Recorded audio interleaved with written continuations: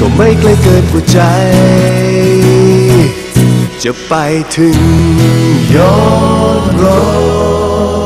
ย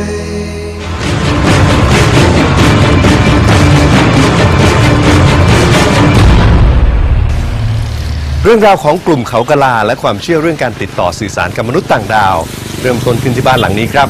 คนในกลุ่มเขากะลาจึงเรียกบ้านหลังนี้ว่าบ้านต้นครับ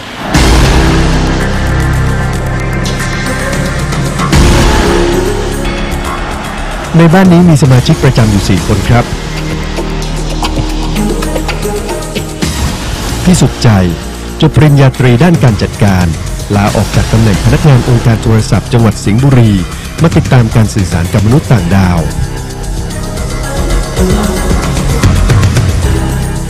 พี่โสภา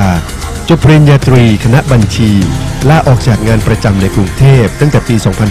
2542 เพื่อการสื่อสารกับมนุษย์ต่างดาว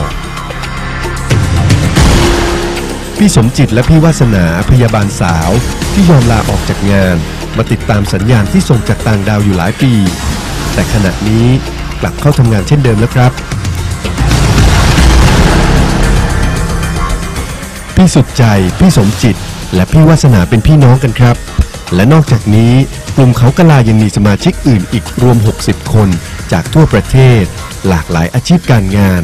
ซึ่งครั้งหนึ่งเกือบทุกคนก็เคยลาออกจากงานมารวมกลุ่มกันบนเขาเป็นแรมปีเพื่อฝึกจิตใจโดยเชื่อว่าจะสามารถติดต่อสื่อสารกับมนุษย์ต่างดาวได้ความสนใจร่วมกันของทุกๆคนเริ่มขึ้นเมื่อ9ปีก่อนจากจ่าสิบเอกเชิดชื่นสำนวนอดีตทหารสังกัดค่ายจิรประวัติบิดาของพี่สมจิตพี่สุดใจและพี่วาสนาซึ่งขณะนี้ท่านได้เสียชีวิตแล้วครับท่านบอกกับลูกๆว่า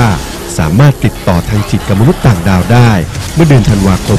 2540 ครับ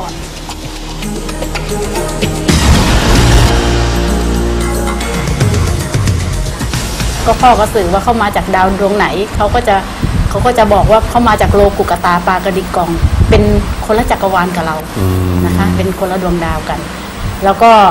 ติดต่อสื่อสารผ่านมาแล้วก็มีการวาดภาพให้เห็นนี่ก็พิสูจน์ให้เห็นแล้วนะครับว่าวิทยาศาสตร์ทางจิตสามารถสื่อสารกับมนุษย์ต่างดาวได้นะครับมาแล้ว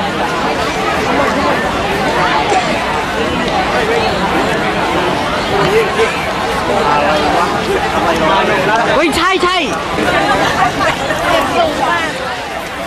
ย้อนกลับไปเมื่อ9ปีก่อนนี่เป็นภาพที่ศาสตราจารย์นายแพทย์เทพนมเมืองแมนยืนยันว่าเป็นยานบินจากต่างดาวที่ตนได้เชิญมาแสดงตัวในงานวิทยาศาสตร์ทางจิตนานาชาติครั้งที่2ที่มหาวิทยาลัยรามคำแหง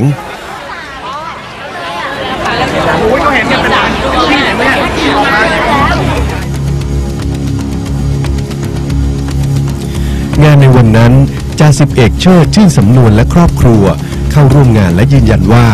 ตนเองก็สามารถติดต่อสื่อสารกับยานจากต่างดาวได้เช่นกันและบอกว่ามนุษย์ต่างดาวได้สื่อสารทางจิตผ่านตัวจ่าสิบเอกเชิดชื่นสำนวนว่าจะมาปรากฏตัวที่จังหวัดสิงห์บุรีในวันที่3 มกราคม 2541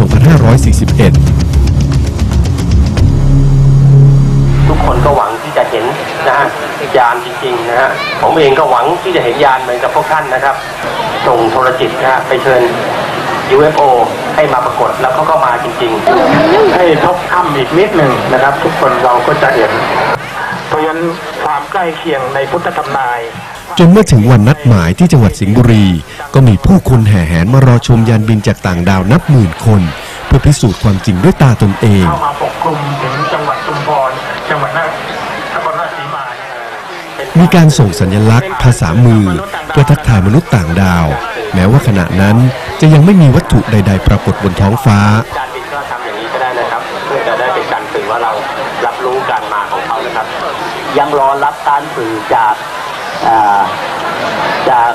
มนุษย์ต่างดาวอยู่นะครับกำลังมานะฮะ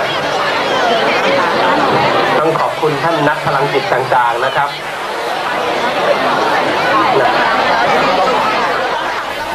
จนเวลาผ่านไปจนใกล้ค่ำหลายคนอ้างว่าเห็นยานบินหลายลำ แต่อีกหลายคนก็ไม่เห็นอะไร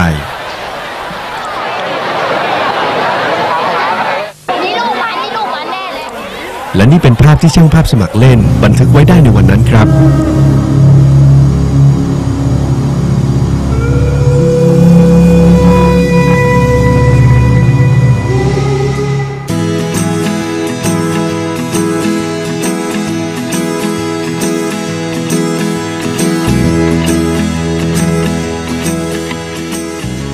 นี่เป็นที่มาซึ่งทำให้คนจำนวนหนึ่งสนใจอยากหาคำตอบและความจริงของการสื่อสารกับมนุษย์ต่างดาว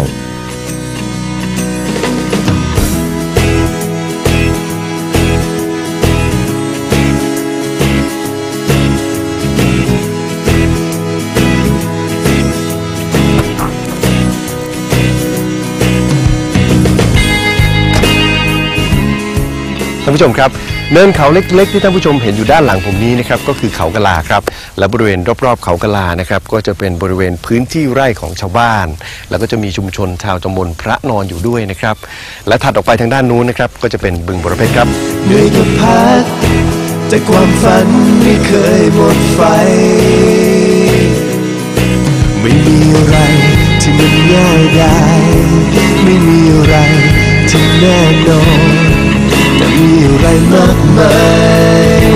ที่เราค้นหาไม่ว่าจะไกลไม่ว่าจะยากเย็นแค่ไหนไม่ว่าจะอยู่สูงจะร้อนหรือหนาวเพียงใดก็ไม่ไกลเกินหัวใจจะไปถึง